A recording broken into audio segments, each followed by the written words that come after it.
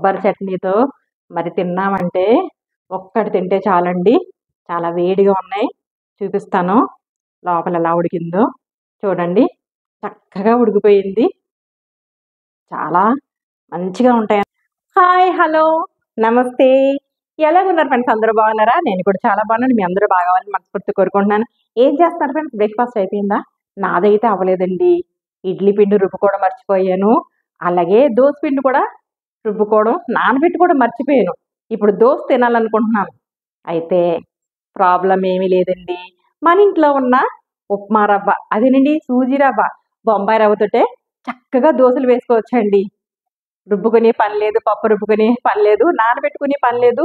అన్నీ రెడీ చేసి పెట్టుకుంటే 10 నిమిషాల్లో 10 నిమిషాల్లో బన్ దోశ అండి. చక్కగా ఫ్లఫీగా, స్మూత్గా, స్పాంజ్ లాగా ఉంటుంది.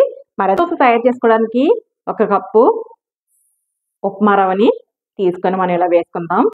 ఇదే కప్పుతో 1/2 కప్పు అటుకులు తీసుకునండి. అటుకుల్ని ఇప్పుడు కడిగేసుకుందాం.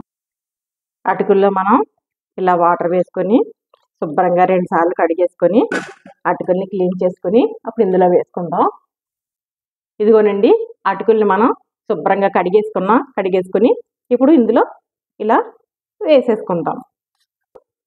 1/2 కప్పు పైనే పెరుగుని మనం వేసుకొని ఇలా వేసుకున్నాం కదండి.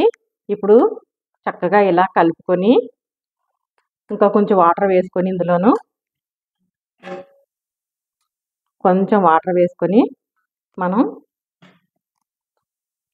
కలుపుకొని ఇలా ఈలోపు నానుతూ ఉంటుందండి. మనం ఒక 5 నిమిషాలు పక్కన పెట్టేసుకుందాం. చూద్దామండి, 5 నిమిషాలు అయింది. ఇదిగో పిండి బాగా నానిందనమాట. మనం ఏం చేయాలంటే ఒకసారి ఇలా కలిపేసుకొని ఇదిగో చక్కగా నానిపోయింది కదా. ఇప్పుడు మనం మిక్సీ గిన్నె తీసుకొని మిక్సీ గిన్నెలో మనం కొంచెం నీళ్లు వేసుకొని, ఎక్కువ వేసుకోకూడదు, మిక్సీ పట్టేసుకొచ్చేస్తాను. ఇలా కొంచెం వాటర్ వేసుకొని మిక్సీ పట్టుకొచ్చేస్తానండి. ఇలా మిక్సీ పట్టేసుకున్నామండి.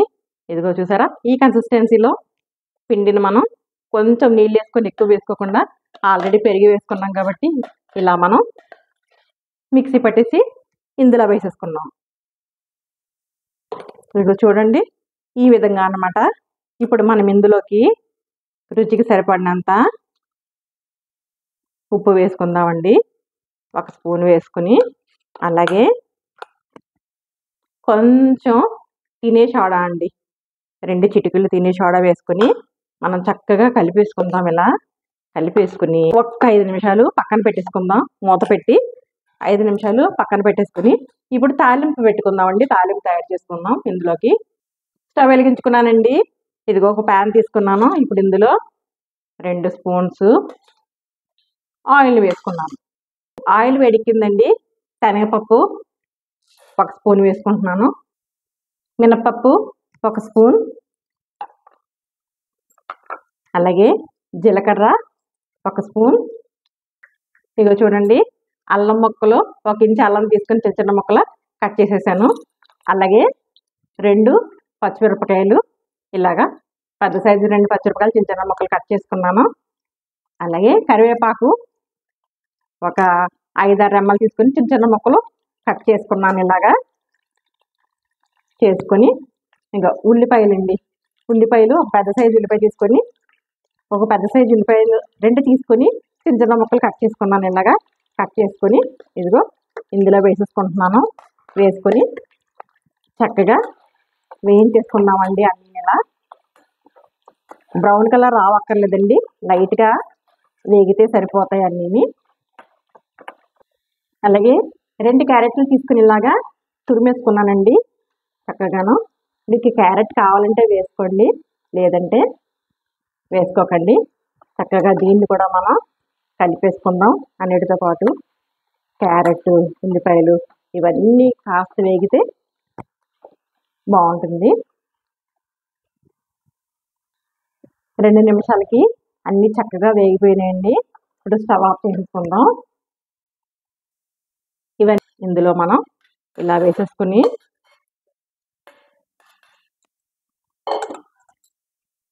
చక్కగా కలుపుదామండి మొత్తం అంతా కలిసేటట్టు.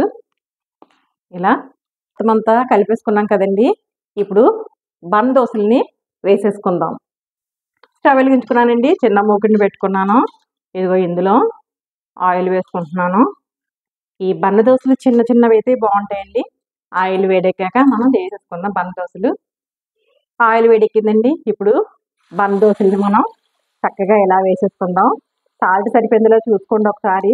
నాకైతే సరిపోయింది. ఇదిగో ఇలాగా మనం చక్కగా వేసేసుకొని ఈ సైజులో సిమ్లో పెట్టేసుకొని మూత పెట్టి ఉడికించుకుందామండి. చూద్దామండి బన్ దోశ ఎలా వచ్చిందో. వావ్, చూసారా ఎలా పొంగిందో చక్కగాను. చాలా బాగా పొంగింది కదా. చూద్దామండి. వావ్, చాలా చూసారా ఎలాగొచ్చిందో. ఇలా మనం టర్న్ చేసేసుకొని ఇటువైపు కూడా కాల్చేసుకుందామండి. చూద్దాం, మనం టర్న్ చేసుకున్నాం కదండి బన్ దోశ. వావ్, ఇదిగోండి చక్కగా ఎలాగొచ్చేసి చూసారా ఎంత బాగా వచ్చిందో. మొత్తం అన్ని మనం అలాగే వేసేసుకుందామండి. మళ్ళీ ఇంకోటి కూడా వేసి చూపిస్తాను. ఇలా వేసుకొని ఆయిల్ ఇలా వేసుకొని మూత పెట్టుకొని మనం సిమ్లోనే కాల్చుకుందామండి. మొత్తం అన్ని అలాగే వేసేసుకుందాం. బన్ దోశలన్నిటిని ఇలా వేసేసుకున్నామండి. మొత్తం అన్నీను ఇలా వేసేసుకొని స్టవ్ ఆఫ్ చేసుకొని బన్ దోశలు అయితే రెడీ అయిపోయినాయండి.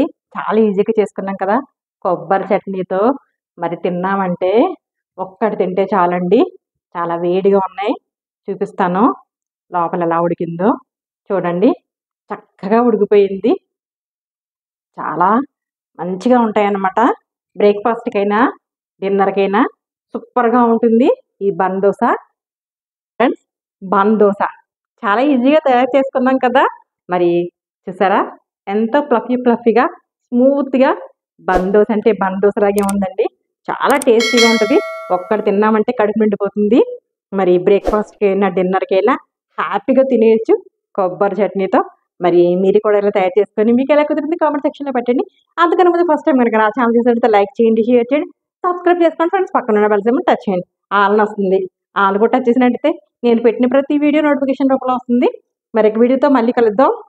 అంతవరకు బాయ్.